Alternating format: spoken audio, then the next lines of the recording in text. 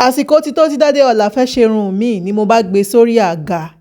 ni mo bá bẹ̀rẹ̀ sí ní yọ gbogbo àwọn ìlẹ̀kẹ̀ tí mo fi sí ọwọ́ irun ẹ̀ ti tẹ́lẹ̀ mo bá bẹ̀rẹ̀ sí ní yọ ọ́ kúrò lẹ́yọ kọ̀ọ̀kan bí mo ṣe yọ lákọ̀ọ́kọ́ mo yọ kejì mo tún yọ kẹta mo yọ kẹrin mo ṣàyọ gbogbo àwọn ìlẹ̀kẹ̀ yẹn kúrò ní inú irun ẹ̀ ìgbà tí mo yọ tán ni mo bá bẹ̀rẹ̀ sí ní mú irun ẹ̀ tú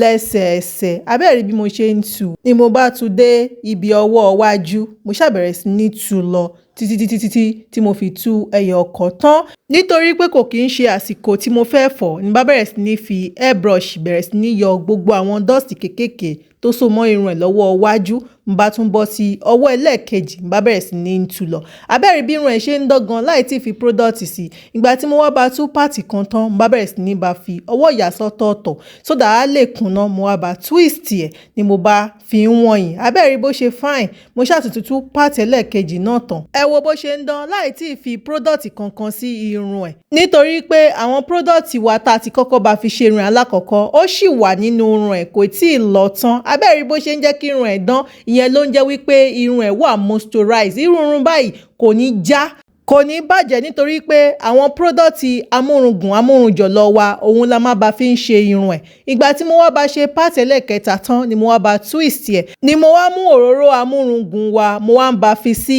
alẹ́ irun ẹ̀ nítorí pé mo fẹ́ bá style ẹ̀ ní fine style ẹ̀yin ni kí ẹ wá nǹkan fìdílé kí ẹ fìdílé nǹkan kí ẹ máa bá mi ká lọ bí mo ṣe ń ṣe style yìí ìgbà tí mo wá bá fi gbogbo ọ́ìlì sí gbogbo alẹ́ irun ẹ̀ mo wá bá fi ọwọ́ mo wá bá fi massage ẹ̀ sínú sódà ó tún máa lè pe hair growth jáde fún gbogbo ẹ̀yin tí ẹ tiẹ̀ máa ń béèrè lọ́wọ́ wa wípé ṣé ọmọ kékeré lè lo àwọn product wa ẹ rí Dádéọlá ọmọ ọdún 5 ni láti ìkókó jòjòló ni mo ti ń lo product yìí fún bọ̀ kò dẹ̀ sí nǹkan tó ṣẹlẹ̀ ju wípé ó ń jẹ́ kí irun ẹ̀ máa gùn kó máa jọ̀lọ̀ kó máa dán kó dẹ̀ máa gbilẹ̀ lọ so ìparun wa wà fún ọmọdé àtàgbà tí ẹ bá tí ọ̀dà ìparun wa ẹ̀ ń mísì nítorí pé gbogbo àwọn ewé àtegbò tó wà ń bẹ̀ ó máa ṣe irun yín láǹfààní kò tún wá ń ṣe irun yín nìkan ló máa ṣe láǹfààní ṣe rí bí ọ́ìlì yẹn ṣe ń lọ sí alẹ́ irun yín ó tún máa ṣe àwọn scalp follicles àtàwọn ọpọlọ yín á tún máa ṣe lóore nítorí pé gbogbo àwọn ewé àtegbò tó máa ń ṣe ara lóore òun la fi sínú ọ́ìlì yìí sódà táwọn èèyàn bá ń fi sí alẹ́ irun wọn á máa ṣiṣẹ́ nínú irun wọn á tún máa ṣe wọ́n lóore láàgọ́ ara wọn. ni mo bá bẹ̀rẹ̀ sí ní moisturize irun ẹ̀ lọ bí mo ṣe ń fi òróró pa bẹ́ẹ̀ náà ni mo ṣe ń fi cream wa pa bí mo ṣe fi ń pa tán ni mo wá mú gègé ìyarun ni wọ́n á bẹ̀rẹ̀ sí ní fi ya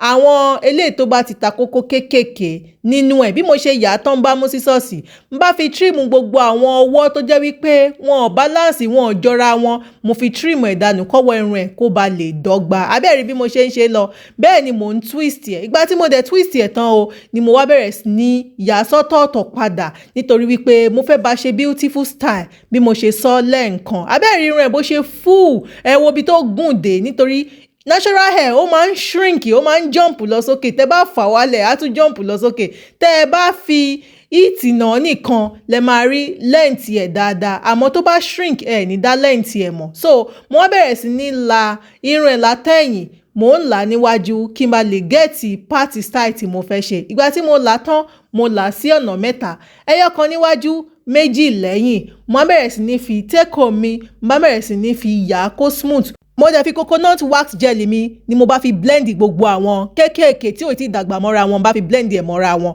ni mo bá fi rubber band bá fi mú mo fi mú kíní o mo fi mú kejì abẹ́rí ìgbà tí mo fi mú kejì tán ni mo bá bọ́ sí orí ẹlẹ́ẹ̀kẹta bẹ́ẹ̀ náà ni mo fi coconut wax gel mi yẹn ni mo fi ń gbà ní ẹsẹ̀ẹsẹ̀ n bá mú rubber band yìí n bá fi band yẹ fún gbogbo ẹ̀yin tẹ́ bá fẹ́ lo rubber band yìí ẹ kọ́kọ́ fi sí inú oil kẹ́ tó fi band irun àwọn ọmọ yín so that kò ní lè ja irun àwọn ọmọ yín kò dẹ̀ ní lè so mọ́ irun àwọn ọmọ yín àmọ́ ẹ rí dájú wípé rubber band tó strong òun lẹ lò sódà kò ní lè máa já kutukutu tẹ́ bá ti fi band irun àwọn ọmọ yín tán ìgbà tí mo ṣe tán bá bẹ̀rẹ̀ sí ní twist irun ẹ̀ ìdí kan sọ́nà 3 abẹ́rí gbogbo ìṣàjẹ́ 9 ẹ rí àwa parí irun ẹ wo bọ́mọ mi ṣe nífẹ̀ẹ́ sí ẹ wo bó ṣe ń fọwọ́ pa bó ṣe ń wò ẹ wo result irun yẹn ẹ rí pé ó rẹwà ó fine tẹ́ bá like fídíò yẹn má ṣe láì bá wa pín kẹ́ bá wa like tẹ́ bá wa fẹ́ order product wa ẹ lọ sọ́ndà www.queensheba.com kí ẹ sì má gbàgbé wípé irun orí yín òun ni ẹwà àti adé orí yín.